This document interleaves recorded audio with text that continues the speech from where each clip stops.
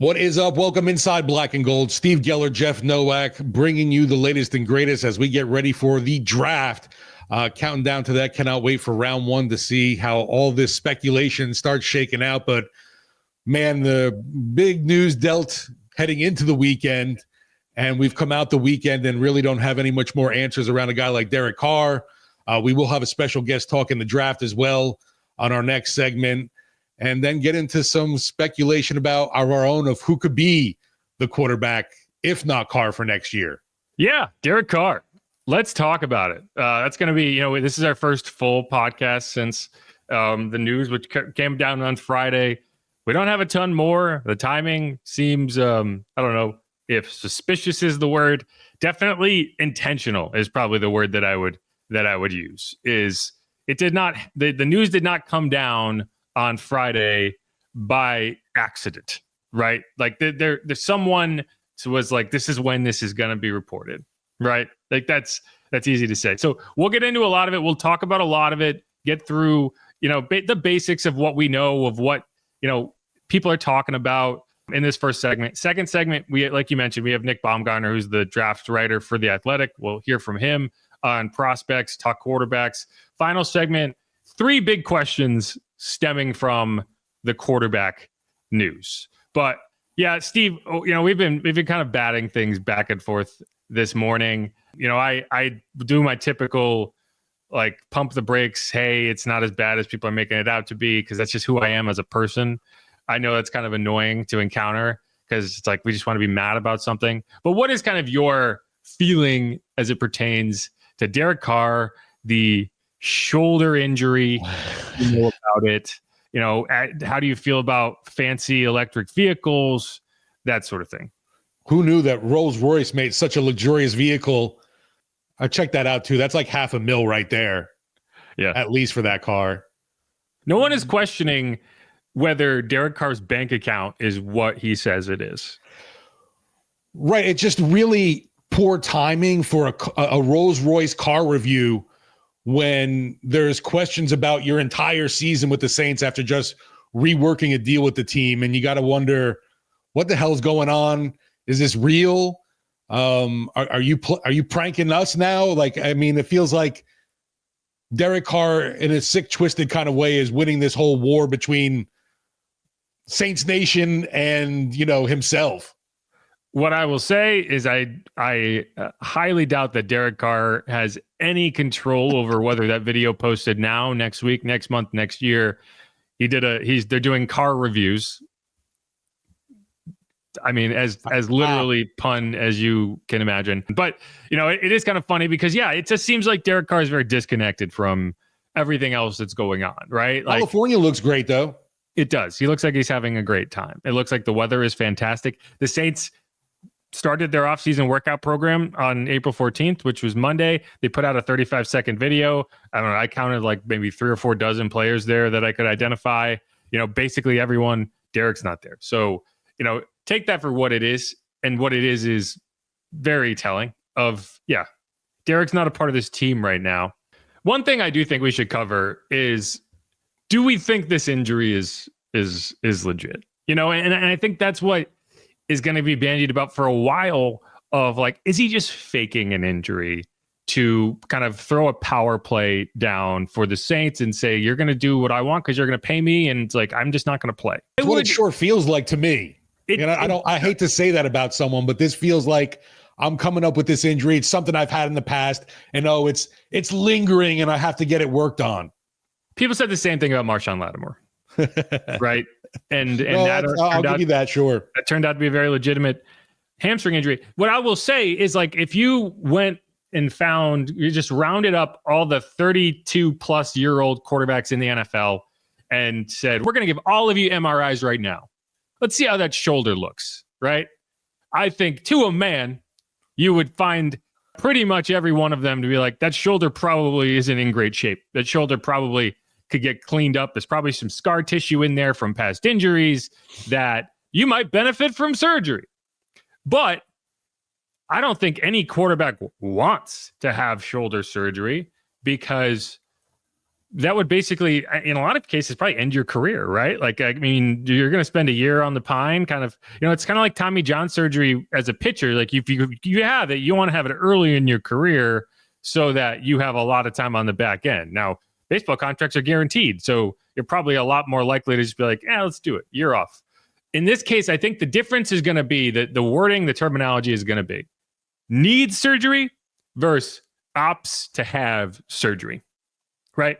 Mm-hmm. Because what will most often happen is like, you don't need surgery. You could probably play through something. It might be uncomfortable. You might affect your arm. Like Drew Brees, the last 5 years in the NFL, his shoulder was just gradually falling off his body, right?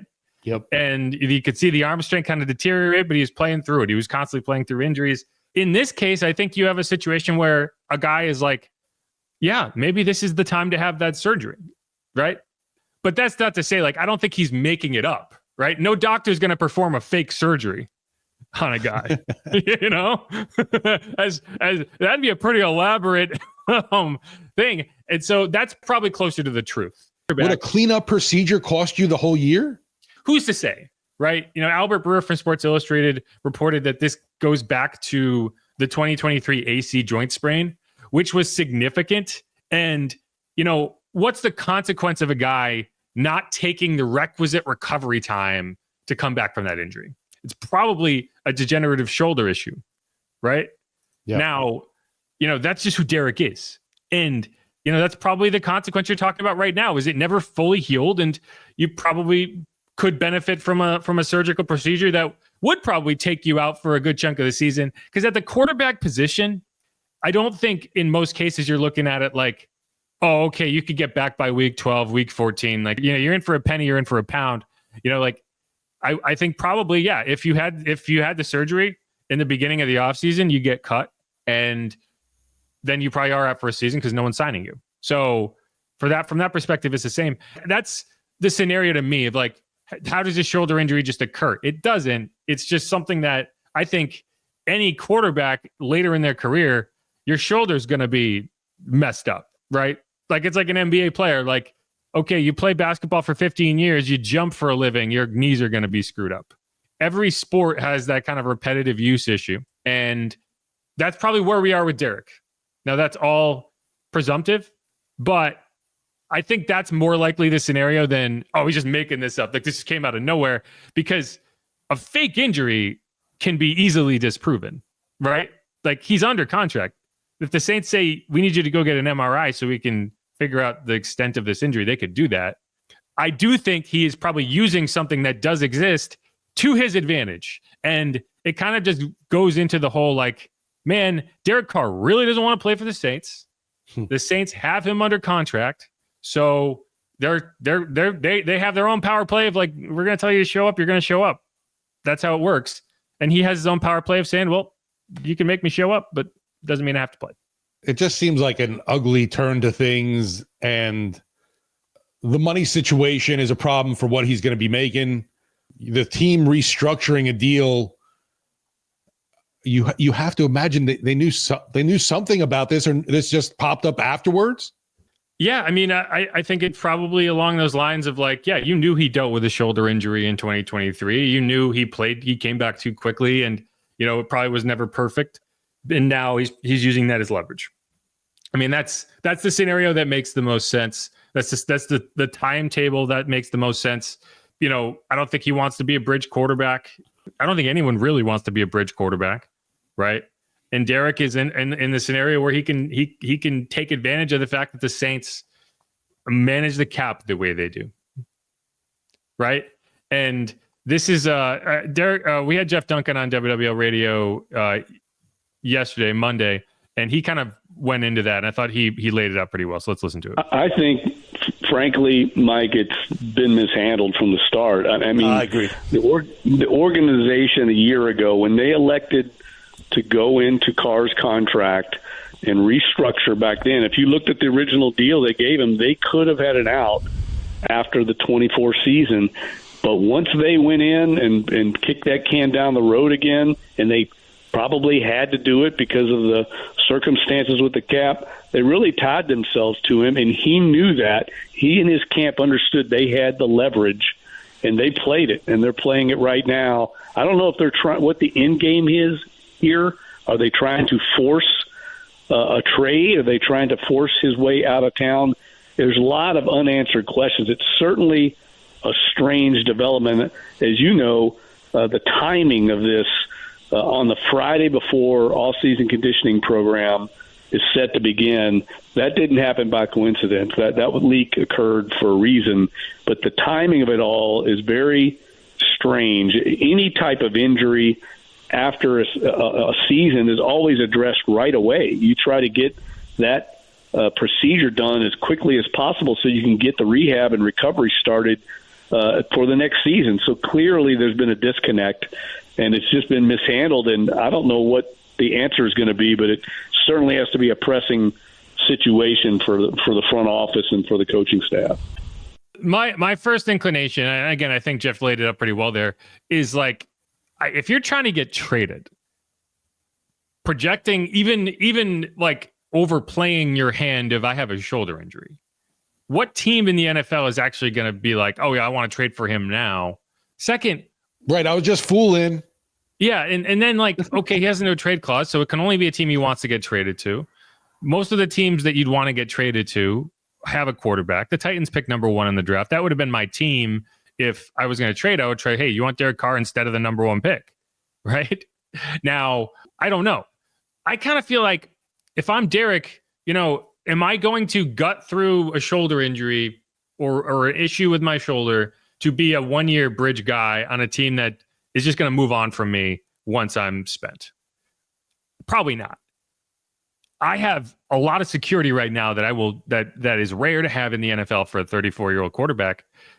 Taking a year off, getting my shoulder fixed, and then saying, hey, I'm going to come back next year, that's not a bad thing for a quarterback. Like, if I was a quarterback in that scenario, I'd be like, wait, I can just get that.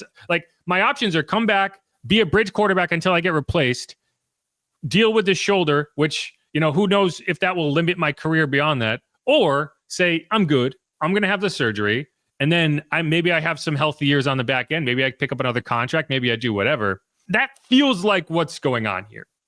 And while people don't like Derek Carr, and I get it, and so we're going to take every opportunity to say, F this guy, he's a jerk, whatever, and he kind of is being a jerk. Definitely not a team first thing if that's what ends up happening.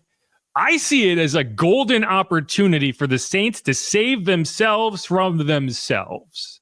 Because what's the alternative, right? Derek's like, I'm a team guy. I'm going to come back. I'm going to gut it out. We're going to do it. You go and win. I mean, what's the ceiling here? 9 wins, 10 wins, maybe if everything goes perfectly. Yeah, that's being pretty generous. I would say 7, 8. Right. So like, I see this as a win in terms of bringing Derek back was never going to result in anything beyond maybe the peak of a Dennis Allen 9-8, whatever. It just wasn't. Like, let's be real, it wasn't. So now the Saints have been presented with this opportunity that they don't have to actively tank, right? Because that's what cutting Derek would have been. If you cut Derek and you say, we don't mind being bad, how do you sell that to the veterans that you keep around? How do you sell that to, the ownership? Like, you can't. It's the reason teams don't do that is because you can't sell it to people. Well, in this case, you did everything you could to be like, we're going to give it the old college try. And then Derek K is coming in and saying, nah, let's not do that. And so you kind of have this secondary course of like, well, we tried, but we ended up in a scenario where we probably are bad, right? We have a chance to go and start a Spencer Rattler, a rookie quarterback, and lose 14 games. No, and the alternative is, hey, maybe one of these guys actually looks really good, and suddenly you have a quarterback which win, right? So I don't know. Like, I kind of view it as like, well, it's really annoying to watch a guy kind of do what he's doing in this way. I think the Saints ultimately benefit because it forces them down a path that they needed to take, but were never willing to step on their own, right? That's how I see it.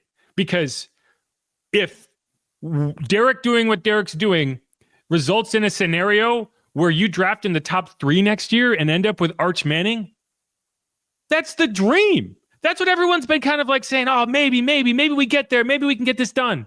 right? It's the Colts moving on from Peyton Manning. And don't take this as me comparing Derek Carr to Peyton Manning, but it's like it's the scenario of the Colts moving on from Peyton Manning, a veteran quarterback who knows how long they had left, and then immediately landing Andrew Luck, right after one really, really bad season that was created by the quarterback having a surgery and not being there, and a team that isn't the worst team in the NFL suddenly falls to the bottom of the barrel. And if that's the case, and it's prompted by Derek being like, I'm good for a year, I don't know. I'm not mad about that. Why go the long route about it instead of just not renegotiating with him and getting rid of him then? I don't think they planned for this. And that's my point. It's like they didn't plan for this. They couldn't have been planning for this. Now, I don't think it's the end of the world that they restructured the deal because you're paying most of that either way. It adds some money to the back end of it, but one way or another, you're paying a good chunk of that. And the question was whether you split it up over this year or next year, or you split it up over the next 3 years. And that's how I think it's going to end up. Like if I'm reading my tea leaves right now, the most likely scenario is Derek has this surgery, cleans up his shoulder, whatever. They play it off however they need to. You go into next season with either Spencer Rattler starting or a rookie starting. Maybe you bring in a veteran backup. You lose a lot of games, right? You end up drafting in the top 5, and then you're able to figure out the quarterback position. You either find a way to trade Derek Carr next season, which is unlikely, as we talked about, but you have the opportunity to at least try. Maybe there's a team that feels like, man, maybe another team has a quarterback injury, a team that feels like they have playoff ambitions and just need a quarterback, and you're able to get an asset from them. It's a location Derek wants to go, and you're golden. You make some money on the deal. Ideally, you do it after June 1st, so you could split that cap up over 2 years. If you can't trade him, you make him a post-June 1 cut. You carry that $59 million cap hit, which will be difficult, but you do it so that you can split it up over the next 2 years. And then the biggest cap hit comes in 2027 when the cap will have risen by another 25, 30 million. And you theoretically have a quarterback, your starting quarterback on a rookie scale deal. You know, one of the reasons it's difficult to accept a huge dead cap hit is because you're also paying a quarterback, right? Now, if the quarterback is the dead cap hit, and so if you have a 40 million dead cap hit and you're paying your starting quarterback $8 million, that would be like paying your starting quarterback $48 million that year, right? Look at what starting quarterbacks are making. So that's not a crazy amount to dedicate to the quarterback position. And that's only 1 year. And then beyond that, you would be on that rookie scale contract. So all this is to say, people wanted Derek Carr gone. They wanted that to happen in a certain way, and it didn't. And so now they're annoyed that it's happening in the way that it's happening. But to me, what was the end game that you were going for? I was going to say, you're getting the end game that you want out of the situation, but I just feel like with them not being able to just cut bait with him to begin with seems, this whole situation now seems outlandish just because, he's never going to accept a trade anywhere. It's going to be the same situation as the Raiders where the Saints are going to have to cut him and he's going to go wherever. He's never going to approve a trade somewhere. If any team wanted to trade for him. See, I guess that maybe that's true or maybe it's not, because, talking about this year, sure, there's 2 years left on that deal. That's a tougher sell. If I'm a team that just needs a 1 year safety net at quarterback that I'm not paying a ton because the Saints have already accounted for a majority of that contract, then yeah, maybe this is a team with cap space that doesn't really care about the money. So I don't know. I don't think it's out of the realm of possibility, because I don't know if you're a quarterback. If you end up in Derek Carr's scenario, in this kind of theoretical scenario, and I need to emphasize theoretical scenario, that we get to that point, you're a 35-year-old quarterback coming off shoulder surgery. You're probably not going to sign any lucrative contracts, right? So, you're probably going to have to take a 1 year kind of prove it situation anyway. So what would be the downside of kind of sticking on that and maybe getting some of that non-guaranteed money coming back to you again? Maybe he's going to review cars on YouTube from now on. After that's his new career. And maybe otherwise he'll keep reviewing cars on YouTube. But that's just kind of where I've landed is, people wanted a new, fresh era for the Saints at the quarterback position, right? That's what everyone wanted. That didn't happen in the timeline people wanted. And then they kind of came to terms with, okay, we're not getting that, at least not in the way that would have been clean and would have stopped having me have to talk about Derek Carr. Derek appears to be kind of forcing the Saints' hand in that way anyway. But people are mad that Derek's doing it on his terms. Yeah. And it's not happening on the Saints' terms. But at the end of the day, what did you want? You wanted Derek to just F off and not be in the picture anymore. And it sure looks to me like that's what's happening. So again, I'm not mad about it. I think that Derek is saving the Saints from themselves. And we'll see how that goes. But that's kind of where I am. Like, I'm just going to look at the bigger picture and say, if this results in the Saints landing the quarterback of the future in either this year's draft or next year's draft, that's a win. Well, I hope it's next year's draft. I don't think he's in this one, but that's just me. We'll see. And that's a conversation we'll have further down the line of this episode. We're going to talk to Nick Baumgardner in the next segment. He talks a bit about the quarterback situation, the quarterback class in the upcoming draft. He's the draft writer for The Athletic. And, so Steve, before we move on, just, we've kind of come full circle. What are your hopes for the, do you want to see, because here's the thing, like, we're all talking as if Derek is gone, is never going to come back. What would be I your really reaction? wonder that, honestly. It really feels like it's not happening. Like, I feel like we might have seen the last of DC.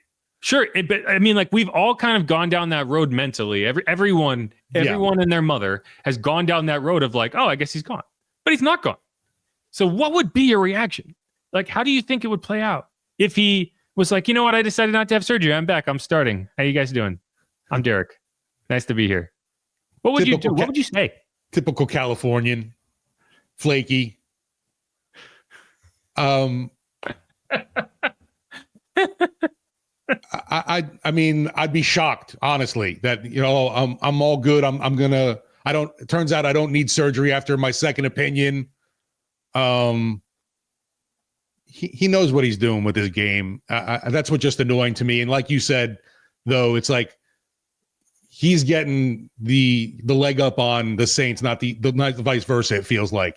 But if the end game ends up being the same of him not being a part of this team, I think it's better. It's better off that way than him being around, even though I know I'm going to hear that the Saints, the only way to win football games is with Derek Carr quarterback. Yeah. Derek, get out of here. Exactly. Get out of here, Derek. Get on the 10. Jake Kaner can chime in too. Go hang out with your Aston Martin and your brother, all the other cars. You're so rich and popular. You're so rich. You're so rich. You're so rich and popular. It doesn't, it's a little different, but it does remind me a little bit of the Anthony Davis situation. And I at the time, I kind of looked at it the same way, which was like the worst case scenario for Anthony Davis is he plays out his contract and leaves and you get nothing out of it. The way he chose to do it allowed the Pelicans to trade him. And, obviously 6 years down the line, you'd be like, man, they didn't get anything out of that trade. Well, I mean, that's not Anthony Davis's fault. Like, they maximized their return because of the way he did it. They landed Zion Williamson, right? Like, they got the number one pick in the draft. Like, to me, Zion and Arch are kind of like the same caliber of like, God, they got that guy. Well, Arch could end up being nothing either. That wouldn't mean that the Saints didn't benefit. But it is hard to see a scenario. Just, I can't imagine the image of, at this point, Derek working his way back to this team and being the starting quarterback in 2025. It's just hard to envision. Like, it feels like that bridge is gone. It's not, but it feels that way. It just feels like the video just rubbed me totally the wrong way, and it was like just thumbing at me. It's like I'm doing better than you, so suck it. And it just seemed like he was thumbing the Saints fans on that. I don't know. You are so caught up on this YouTube video that he put out reviewing. Out of all things, we finally hear from Derek. There's been some other sightings at a Fresno State, pro day, but I don't know, just a total absence from the Who Dat Nation, from the city, from the fan base, just everything that is New Orleans. And that to me seems the sad part of it. And it's like, I guess that's what's aggravating with the Saints in this one. It's like, you didn't know this about this dude and you still reworked this deal for him. This is how I felt every time Drew Brees showed up on my TV in an Untuck It commercial. I was like, why aren't you here? No, I'm just kidding. But no, I mean, yeah, like, and that's where it's like the Saints overplayed their hand. And Derek was like, no, that's kind of that's how it feels. And once that happens, it's really hard. Like once your bluff gets called, Yeah. You know, like if you're playing poker and your bluff gets called, what do? You lose that hand. Yeah, and you got to take it. But what you shouldn't do is push all your chips. If you're sitting there with pocket twos and someone's like, I don't buy that, you got the flush sitting on the table, and they call your bluff, are you going all in? I hope not. I sure hope not. Because that's a quick way to turn a bad situation worse, because you could also, the alternative is just accept your reality, cut your losses, and take the next best path available. Maybe we could do a poker podcast with Mickey. Yeah, I think that analogy lands. I do. I feel like that's a good one. I think I'm going to stick with that. I'm going to go out. I'm going to George Steinbrenner this. Not George Steinbrenner, George Costanza. I'm going to George Costanza this. Same difference. Anyway, that's it. That's what we got on Derek. As more information becomes available, you know, a lot of people are talking about it, but not a lot of people have a lot of information. A lot of people are saying, I've talked to people around the league and they think this, but we're not hearing like, this is the injury. This is what the outlook is. This is how the Saints are feeling. This is how Derek Carr's feeling. And we'll go from there. But right now, Ben Roethlisberger stopped by the McAfee show. I didn't. I heard a synopsis of what he said, but I did not. Yeah, it seemed like he knew about the shoulder injury. Yeah, I don't necessarily want Ben Roethlisberger to be my trusted source, but yeah. Anyway, that's where we are. This is Inside Black and Gold. I'm Jeff Nowak. He's Steve Geller. We just spent about 20 minutes talking about the Derek Carr situation, and I feel like I know even less now than I did going in, and that's why it's very frustrating to be a Saints fan right now. But all we have ahead of us is the draft and decisions, and so we're going to talk to Nick Baumgardner, the NFL draft writer for The Athletic, go into some of that conversation. Final segment, 3 more questions about Derek Carr, about the Saints, about the quarterback situation. We'll get into it. If you haven't subscribed yet, please do that. This is Inside Black and Gold. We'll be right back.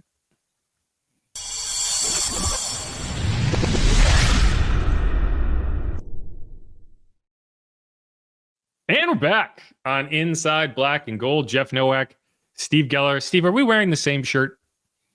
Black button-up short sleeve.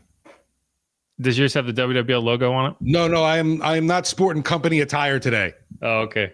Kind of looks like we're wearing a uniform here. I didn't even notice it until just now. We did not plan this. And if we had planned it, we would have planned to wear something different. You could have wore black. I would have worn the gold. Boom, boom. That would have made more sense. We should consider that in the future. Because this is Inside Black and Gold, a podcast about the Saints and in most cases how miserable the Saints make us. But today, we are getting to talk about the draft because that's what we talk about this time of year. And the draft is nothing but hope. That's what the draft is. It's just hope, you know? And the Saints have done a good job of taking all hope away in a lot of instances recently. But we're going to talk about the players that could make a difference, you know, the young players who could come in. And we're going to bring in Nick Baumgardner, NFL draft writer for The Athletic. We chatted with him on Sports Talk recently, and let's do it. Derek Carr possibly not being ready for the start of the season for the Saints, dealing with a shoulder injury. Don't really think that changes too much with them, with their draft status of a quarterback. If they were going to get one or go after one in the first round, it doesn't. They're still going to do that. Yeah. If it is a guy like Shedeur Sanders, do you think he will be around at number 9? Because I have questions about him even lasting that long. Yeah, I do. I do think it's very possible. We'll see how it all goes. It's hard to say because I think a lot of teams are really torn on this, and you hear everybody you ask just says nothing would surprise me, right? Is what the answer usually is. So I think that there's still some interest there for him in the top three. But at the end of the day, I think both Cleveland and New York are in situations where I'm not sure they can afford to roll the dice on a guy. And I like Shedeur. I don't think he's at the caliber of where Jaden Daniels, Caleb Williams, and Drake May were last year. I don't think Cam Ward is either, actually. But I think Ward is better. I like Shedeur. I worry about him going to a team that is really bad and is going to ask him to do a lot with a little, because I'm not sure if he's ready to handle that. However, I do think if he slides, then, a team like New Orleans, I've thought about that for a while, like even if Carr were to be healthy or whatever for the year, I don't hate the idea of Shedeur not having so much pressure on him coming right out of the chute like that.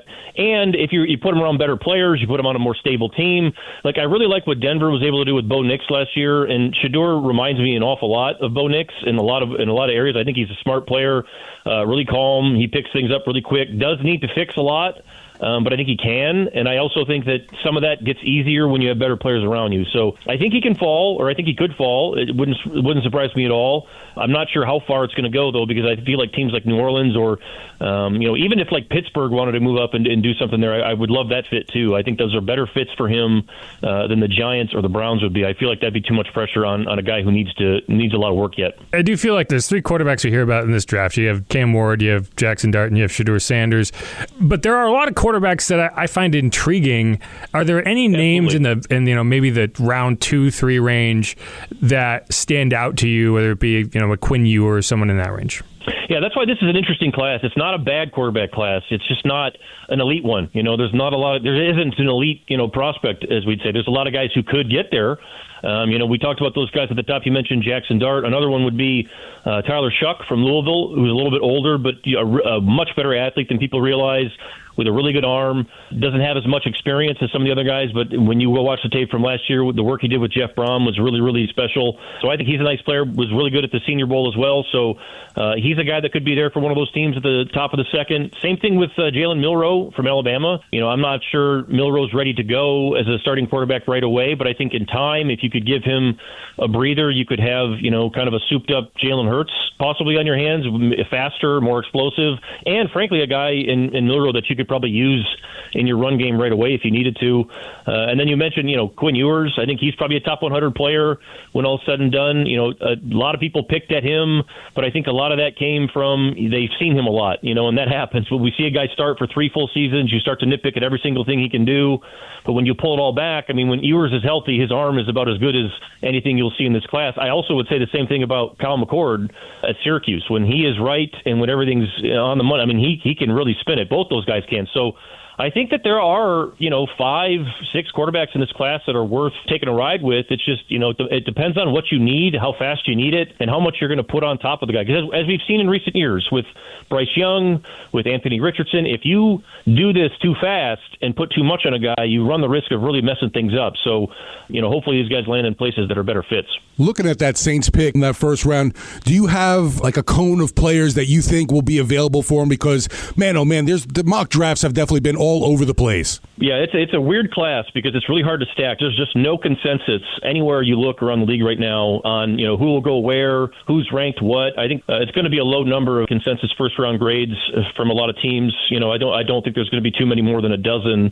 But that for the Saints, I think that's kind of the interesting part for them. They could use several different things. A guy like Shamar Stewart could interest them. If he slides down at all. Tet McMillan, big receiver from Arizona. He's one that I've looked at a couple times for them. And also both the tight ends, Tyler Warren from Penn State, who's an outstanding blocker and, was just super productive there, and Colson Loveland from Michigan, who I don't think gets as much love, but I think Loveland is right there with Warren as a potential top 10 player in this class. And any of those guys, I feel like Stewart might take a little bit more time, but the rest of those guys I feel like would be instant impact players, at a spot of need for New Orleans.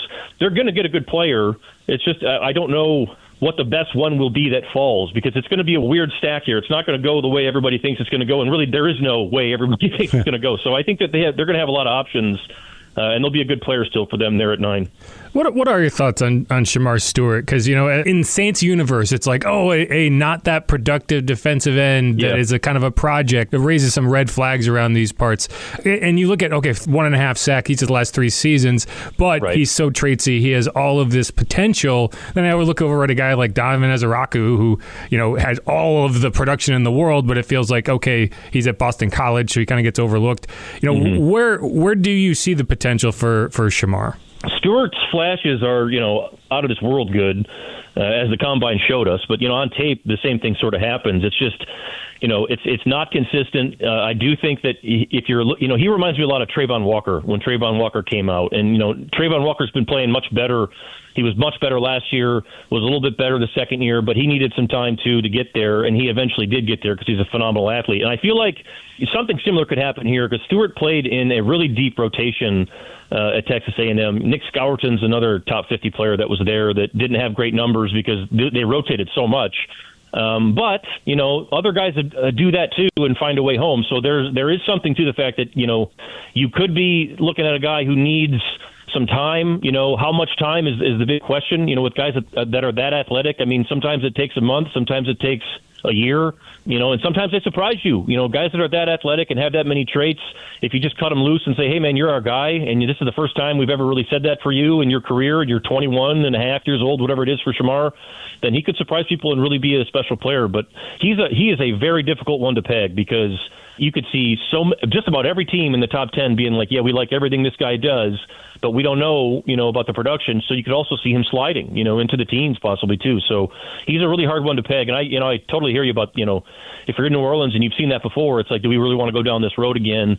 So you really you really need to be sure, I think up there before you make that one. When you look at the top players in this draft, we talked about a little bit earlier the fact that Cam Ward, he's expected to go number 1. After that, do you have a guy in this draft that you feel is a surefire NFL legit, all pro? Is it an Abdul Carter? Is it Travis Hunter? Yeah, Travis Hunter for sure. I mean, he's fantastic. I think Travis Hunter is the number 1 player in this class with a bullet. I don't think it's close, quite honestly. And I think he is very special. I think he'll live up to the hype, in my opinion. I mean, this guy, I can't compare him to really anybody because we've never really seen anything like this. A guy that handled that much workload mentally and physically, right, to be able to do all that stuff at the highest level. I mean, he would be, if he said tomorrow or if he said 6 months ago, I'm just a receiver, he would have been the top receiver in this class. If he said 6 months ago, I'm just a corner, he would have been the top corner. You know what I mean? And it's either spot. And I don't know, what the two-way situation will be for him in the league, but I do think it's possible that down the road you could get considerable both sides of the ball action out of him, even if it's like not in the same game, but, a couple times in the same season you flip him back and forth. I think he's smart enough to handle that, plays with a lot of poise, no fear. If he's a defensive back, he'll have the best ball skills of any corner in football, in the NFL, right away, period. Like, that's how good and special he is. Like, he gives off coverage anyway, some Charles Woodson level vibes with some of his stuff out there, as much ground as he covers and everything else. So I'm a huge Travis Hunter fan, have been since he started out there at Jackson State. I mean, he's just been a terrific player, has lived up to it every time he's been challenged, and I don't see that stopping. I think he's going to be really good. Abdul Carter, if he's healthy, I think also was going to be a really good player. And then another guy I'd throw in there would be Mason Graham, the defensive tackle for Michigan. I think he's a really, really clean player, one of the more high floor guys in the class. Similar question just in terms of, talent versus kind of positional value, and it's Ashton Genty. Are you team top 10 running back, or are you team never top 10 running back? Because I feel like that's kind of the cutoff. Yeah, I'm team top 10 running back when it's worth it, and this one is worth it. And I think that's a hard thing for people, that don't watch this stuff every day. And I understand it, for people to sort of understand. Well, what does that mean? Like, what's it mean when a guy's worth it or he's not worth it? We saw this a couple years ago with Bijan Robinson and Jahmyr Gibbs. To me, a guy who's worth it is a guy who produces at that level, answers every call, and is a guy that you can put on the field in any situation and he will deliver. Like, Genty is a guy that can run inside gap stuff, and his contact balance and vision is going to show up, and he's going to be able to grind for you. He can stretch and get outside and cut. He's terrific out of the backfield with his hands. He could also just walk out into the slot and run routes against defensive backs, and I think he could still get open. Like, he is that special of an athlete. Like, he reminds everybody that you talk to, for the most part, it's LaDainian Tomlinson is what he reminds so many people of the similar build, the way they move, the vision, the contact balance, and then every single thing that they can do for you in terms of pass pro, catching the ball in the backfield. You just don't ever have to take this guy out of the game.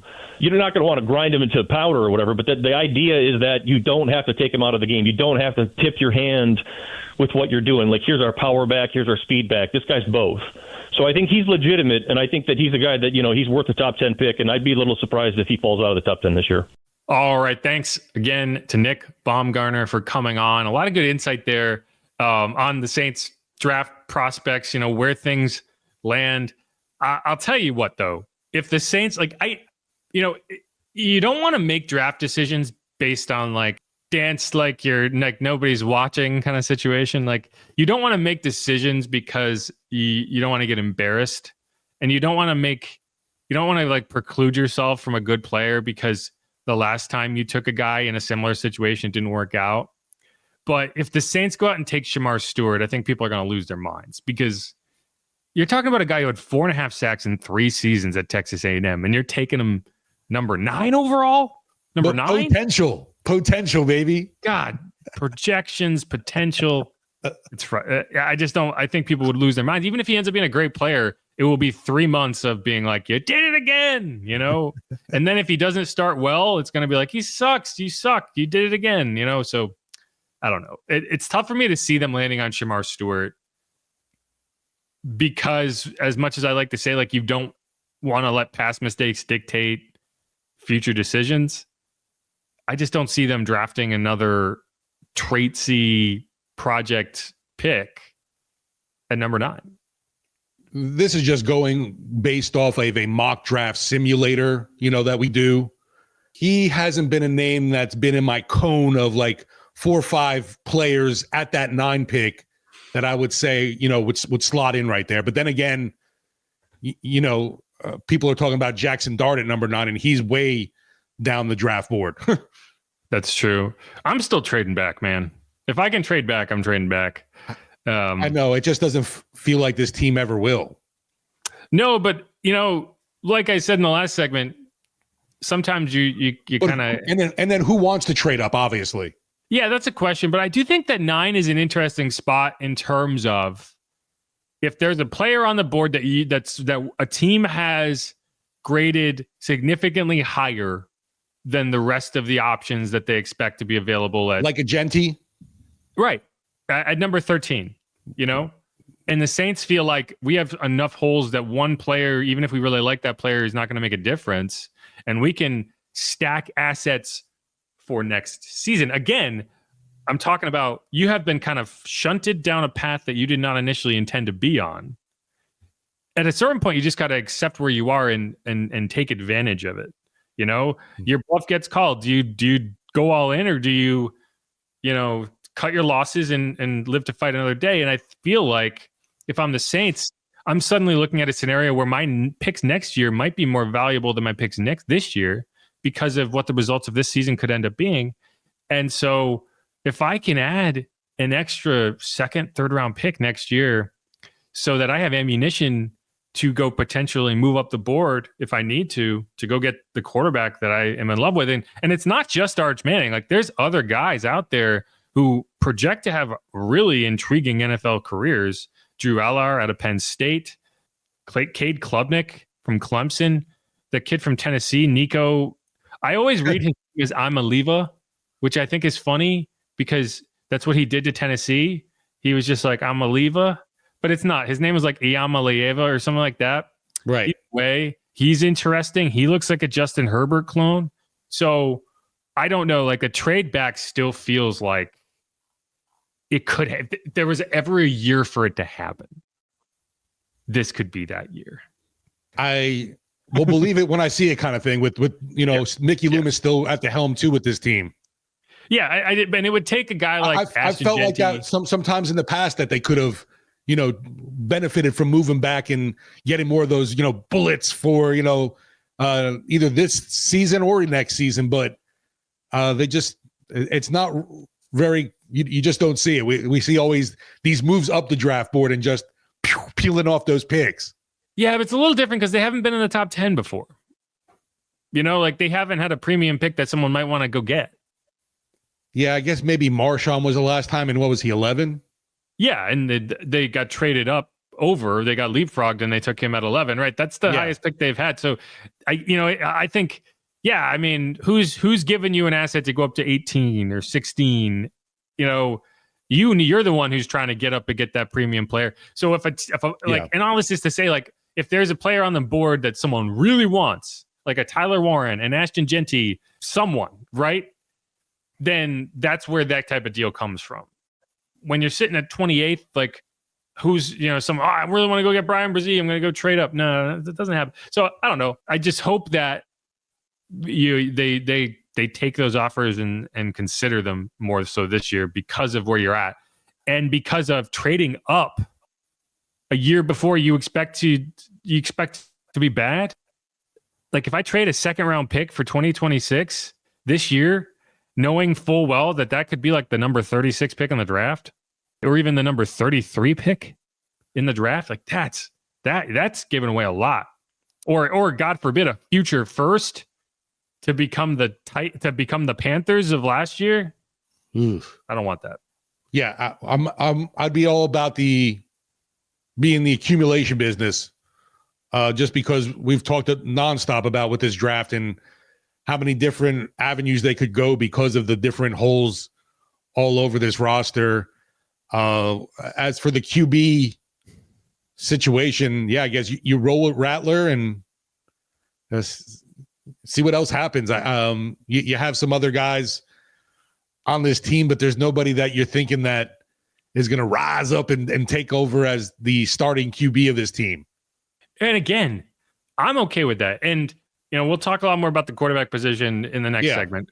But like, I think you're in a scenario where it's a sink or swim situation for a Spencer Rattler. And I don't hate that. Right? Like, if Derek Carr says, I'm good, I'm out, I'm going to get surgery, I'm going to miss this season, then I don't think you need to go and, well, actually, I don't want to talk about this right now. I want to bring it in the next segment because we're going to have questions regarding this. But like I want to know whether Spencer is a guy. I need to know whether Spencer is a guy, because if he is, great. If he's not, fine. Like, I gotta know, right? If I don't know, then what am I doing? But I feel like I've said that a lot of times and it never works out.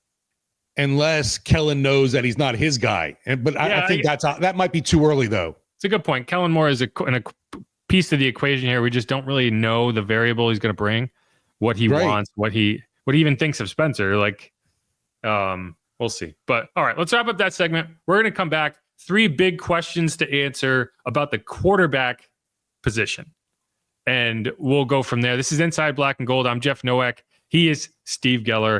If you haven't subscribed yet, please do that. Otherwise, we will be right back.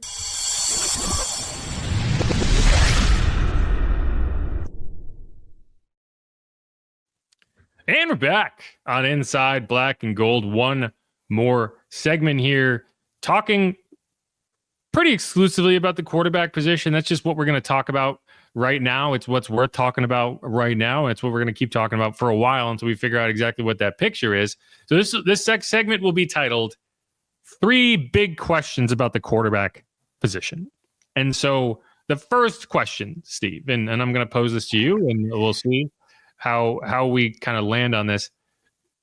With the Derek Carr news in the rearview mirror, now, not that it's gone, but that we've kind of seen it and we're still driving along this road, knowing what we know, which is not a ton. That should be clipped and just played exclusively to describe this podcast. Do the Saints now have to draft a quarterback? Not do they want to, not, would it make sense? Like, with that information, did that kind of want and or need turn into a must, a gotta have it in this draft? I think for the national folks and maybe some panicking Who-Dats, yes. But no, I don't think at all that this raises the team to now, oh my God, we're not going to have Derek Carr. We have to take a quarterback number 9. Our season depends on it. the future and right now. I mean, that's the guy, in my opinion, is not there. That's the problem I have at 9 overall anyway. But they're going to get a QB somewhere in this draft, I guess I should say. I'm just hoping it's not 9th overall. Yeah, I mean, I tend to agree with you in the sense that I think you're still in the same spot because, you know, all this Derek Carr conversation regarding like, hey, you might not want to be a bridge. Like the reason you're even in that scenario is because you're not, you know, you are probably going to draft a quarterback, right? Like that's not like that changed. It just means that you wouldn't have a bridge guy. I actually think if anything, it makes you less likely to draft a quarterback at 9 because whether you draft the guy at 9 and you feel like he's a sure thing, or you wait and you bring in a guy later, I feel like we're going to be bad next year, right? Like I think even if you draft a quarterback and you start him and he's playing pretty well for a rookie, rookies lose games, right? So like if I'm going to be bad next year, I no longer have a bridge. They're all not Jaden Daniels, right? Like it's a scenario that I feel like you've opened up a pathway to another top 5 pick. And so this is kind of my decision-making process for the quarterback at 9 is, do I like this quarterback enough that if I did end up in a scenario next year where I draft in the top 3, or God forbid, I don't say God forbid, or you got number 1 and there's a guy named Arch that you want to go pick, would you pass on that opportunity to stick with this guy? Because if the answer is no, then what are you doing? Right? Like, that's a scenario where it doesn't make sense to me. Now, I still like the idea of drafting a quarterback, but I am now staring a 3-14 season in the face. And I need to act accordingly and be honest with myself on what my grades are for these guys. I still think the Giants are going to panic and take Shedeur at number 3. Because I think they desperately need, I think the Giants are in the type of desperation that the Saints aren't quite in right now. Yeah. Because the Giants know they have a head coach and a GM that got to figure it out now or they're done. Right? And so they probably will hitch their wagon to the level of excitement that a Shedeur would bring. And they don't have to worry about trading up. They get to make that decision for themselves. The Saints, if it came to it, would have to explain to themselves why they have a higher grade on Shedeur than 2 teams that desperately need quarterbacks in the Browns and the Giants, who will have then passed on a guy like Shedeur Sanders. Jackson Dart doesn't feel like a guy at 9. So that's kind of where I am with it. I still think they're going to draft a quarterback. What's going to drive people up the wall is when that quarterback is named Tyler Shuck and is 25 years old and is older than Trevor Lawrence, a guy who's on his 2nd contract in the NFL. For whatever reason, that buzz has definitely been coming this week for him. Yeah, and you know, he's a guy who was at the Senior Bowl. No one talked about him really. But, you know, he's got the height. He's got the size you want. He's 6'5". He's got the arm talent. He's got a bit of an injury history, but he was healthy this past season. And, you know, the Saints had him in on Friday around the same time as that news from Derek Carr's universe leaked out, right? And typically when you have a quarterback workout visit this late in the game, you're serious about that quarterback. Right? Like that is not, you know, like the Giants are working out Shedeur Sanders. Like, right. It doesn't happen this late in the game unless you're in on that guy and you were trying to decide whether to take him or not. You're not just kicking the tires. So I wouldn't be surprised at all if you see him in the 2nd round. Take a Tyler Shuck. And he's been getting a lot of press. Like people really like this guy. My problem is he's 25 years old. But he doesn't have like Bo Nix came into the league at 24, but he had like a billion starts to his credit. Like Tyler is 25 years old. He's going to be 26 in his rookie season. And he has like 40 college starts. So, you know, like the age versus development is kind of a weird combination, but you know, there's a good reason for that, which is he was sitting behind Justin Herbert on the depth chart at at Oregon. And I'm not, it's tough to wonder why he didn't start there. But yeah, I think he's a guy that kind of has emerged late in this process, and the Saints very much could be in on as early as that 40 pick. See, that's the thing. Like with Kellen Moore, the mind of Kellen. I'm just so curious what is going through his head with the Derek Carr situation now, obviously, and now just looking at the QBs in this draft. What exactly is he looking for out of them? It's a good question. I will say when I watched Tyler, and one of the reasons it's like, oh, he's the same age as Trevor Lawrence, is because when I watch Tyler play, I do kind of see Trevor Lawrence. I do see like that type of game. Like I don't think he compares to Justin Herbert. I think he compares to Trevor Lawrence. And from a skill set perspective, from a size perspective, I don't think he has the cannon that a Justin Herbert has, but he does have a kind of a beautiful throwing motion of a Trevor Lawrence.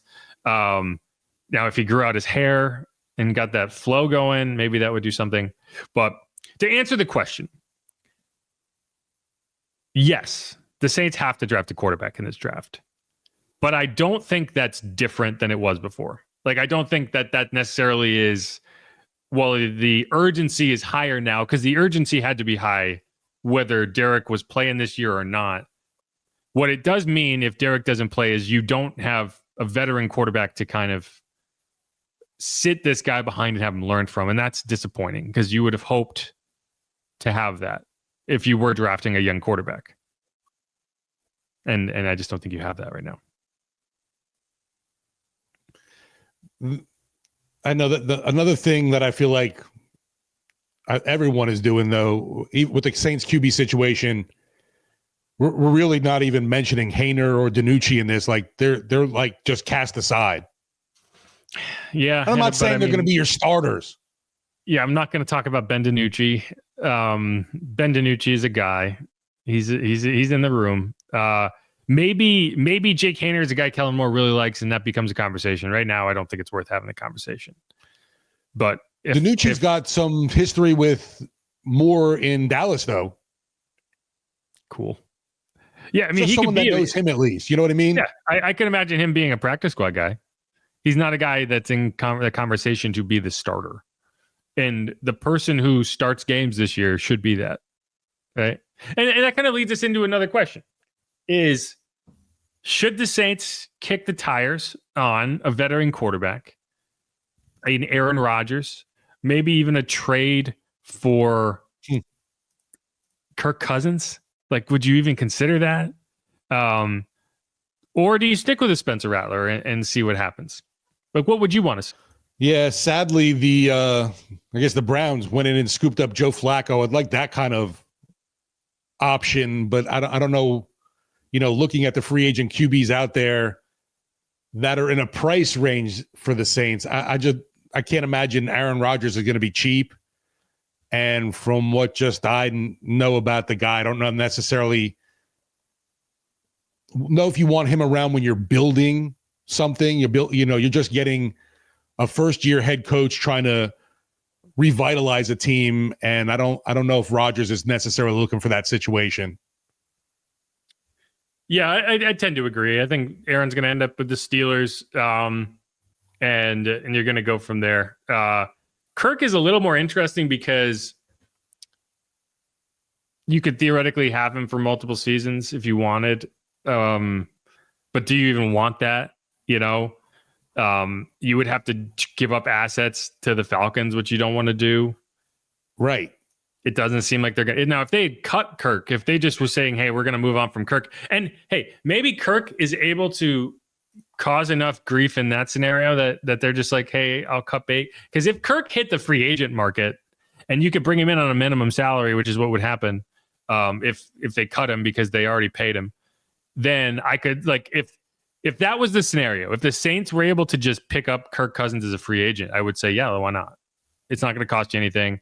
And I like the idea of having a veteran in that room. If they have to trade for him, no, I would not. Maybe Kellen brings back Teddy Bridgewater.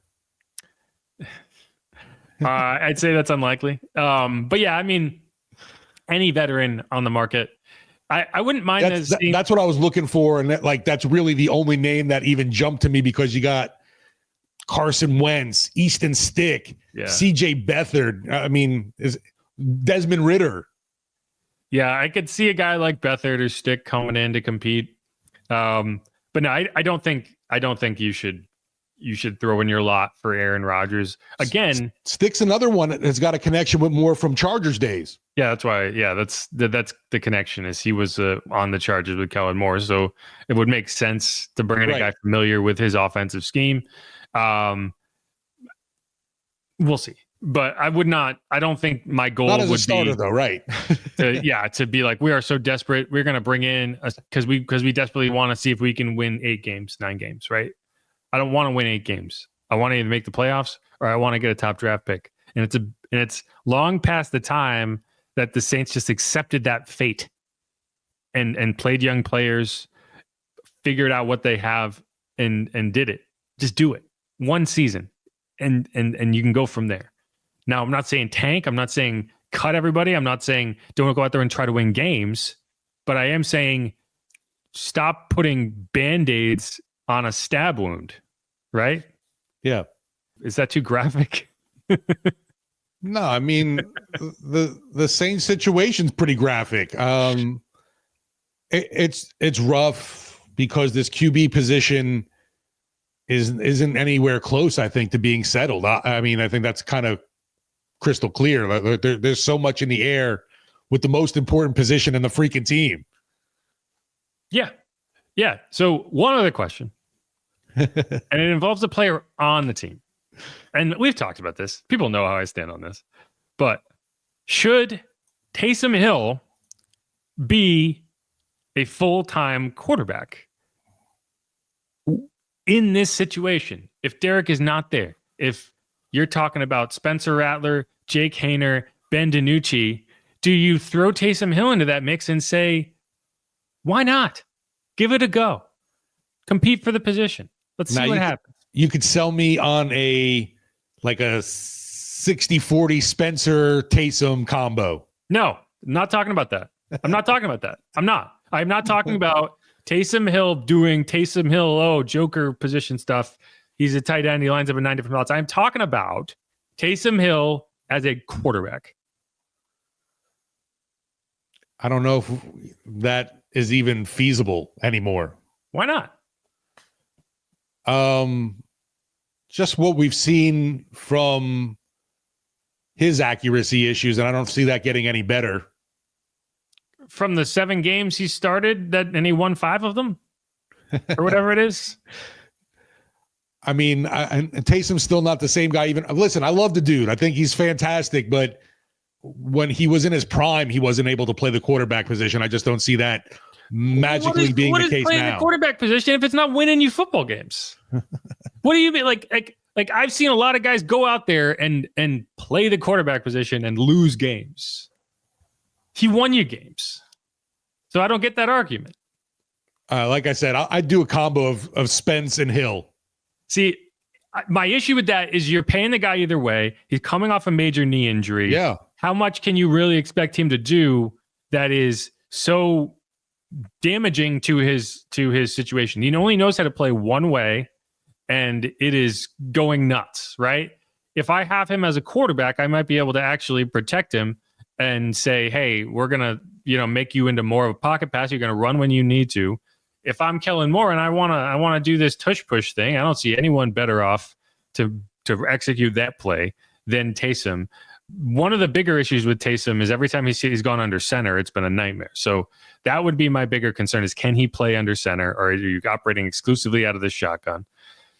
But I don't know. Like it's really a question of if I'm sold on Rattler, if I'm Spencer, if I'm Kellen Moore and I do not buy into this Spencer Rattler thing, and I don't think he's that dude, and I just want a guy who can elevate the floor of my offense to something that I can win games with. I don't know. Like you saw the Eagles run a very, very tamped down version of that Kellen Moore offense with a run heavy attack, with Jalen Hurts asked to do very simple things. Jalen Hurts isn't the most accurate quarterback in the world, but Kellen Moore was able to go win a Super Bowl with him.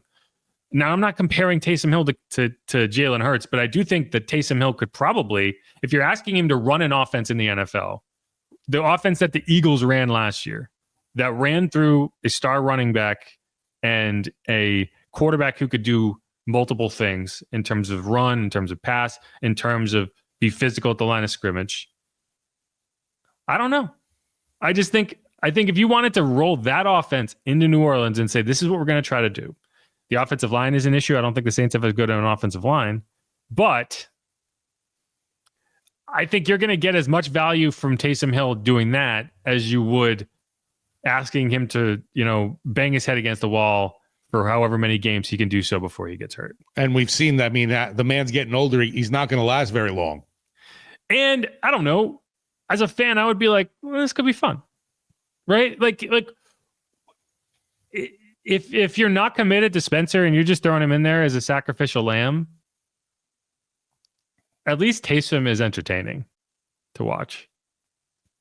So all this is to say, I think you should. I think you should consider that. Now, if you're going to be bad this year, then why do anything with Taysom, right? Like if you're not going to have an offense that we think is going to be anything to talk about, then I don't know. Are you going to kill the guy? Trade him. Like send him to Denver. Do something with him. That might happen. You never know. Yeah, I just think I don't think that the version of Taysom that we're used to is going to be what we see in this offense. That's totally kind of agree with that. I don't know if you can do that. And if you're not going to do that, and then why not let him work into the quarterback room?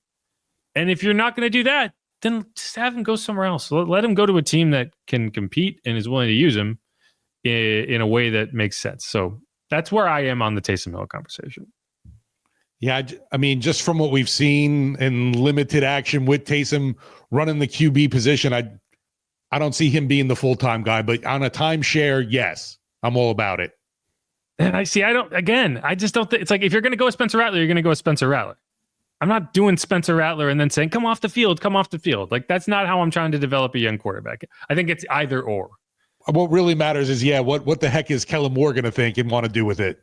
Yeah, right. And, I told that to, I can't remember who I was talking to. It might have been Tommy Tucker yesterday. And someone was like, you're comparing Taysom Hill to Jalen Hurts. I'm like, no, I'm not comparing Taysom Hill to Jalen Hurts. But I am saying he could do Jalen Hurts-like things in this offense. That offense that the Eagles ran last year, you could slot Taysom Hill into that offense and he could run it. Yeah. Right? Because that was like a run-heavy. Now, you don't have Saquon. You don't have the Eagles' offensive line, so that obviously presents some problems. But that's not a complicated offense. That's a very simple offense. But you need someone physically capable of executing it. And I think Taysom can. So that's where I am. That's it. That's what I got. Anything else? If Taysom Hill ended up being the starting quarterback and Derek Carr is gone, you might as well get the parades ready here in New Orleans. Parades for what? Fans are going to lose their minds. In celebration? Yeah, Carr's gone and Taysom Hill's the quarterback. Are you kidding me? See, but Carr wouldn't be gone. Carr would just be parked. Parked in a garage deep, far away, like in the Batcave. He'd be sitting in his Aston Martin talking about how the wheels don't roll or whatever. I don't know. Anyway. Right, so you can see the logo even better. It is a sweet car. Give him that. Absolutely. That is a nice car. What's funny is I'll never even step foot in one. The cars have good taste in vehicles. Let's put it that way. But, right, all guys got good taste in cars. I'll give them that. Yeah. But all right, that's it. That's this episode of Inside Black and Gold. Again, I'm Jeff Nowak. He is Steve Geller. A lot of car talk, a lot of shop talk, and that'll continue going into the draft. But we'll see how it goes. Yeah. And thanks everyone for listening. Steve, any parting wisdom? No, just looking forward to the next episode on YouTube of Carr, like reviewing a Ferrari or something. Cars on cars. Cars on cars. I think that's actually what they call it. Cars on cars. Cars on cars on cars on cars on cars. Where they just keep climbing on top of other cars until they get to the top. And then it's car on all of the cars. Anyway. Some really cool cats, man. Who dat? Go Saints. Who dat?